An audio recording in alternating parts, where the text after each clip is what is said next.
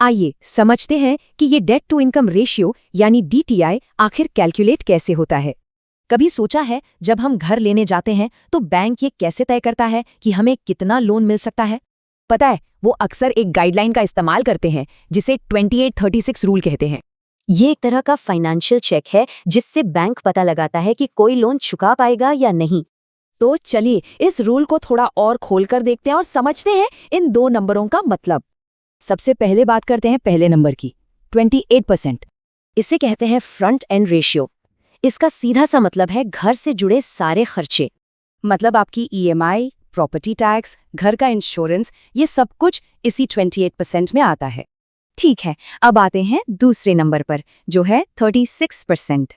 इसे कहते हैं बैक एंड रेशियो। यही है हमारा डेट टू इनकम यानी डीटीआई रेशियो। ये थोड़ा बड़ा दायरा देखता है। इसमें घर के खर्चे के साथ आपके बाकी सारे लोन भी आ जाते हैं, जैसे कि कार लोन, स्टूडेंट लोन या फिर क्रेडिट कार्ड का मिनिमम पेमेंट, सब कुछ। तो फिर सवाल ये है कि कोई अपना डीटीआई खुद कैसे कैलकुलेट कर सकता है? बहुत आसान है। अपनी टैक्स कटने से पहले की इनकम पता करें और उसका 28% और 36% निकाल लें। चलिए इसे एक सिंपल से उदाहरण से समझते हैं। जैसे एमी की महीने की इनकम $6000 है, उसका टोटल डेट उसकी इनकम का ठीक 36% बनता है।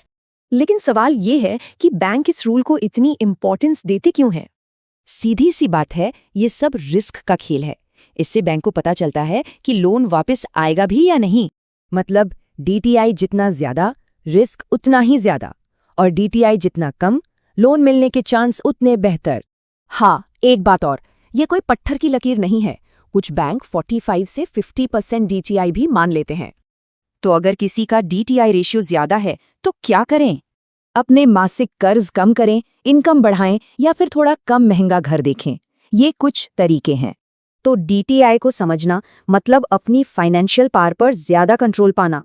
तो सवाल ये उठता है कि हम अपनी फाइनेंशियल कहानी को कितना कंट्रोल कर सकते हैं।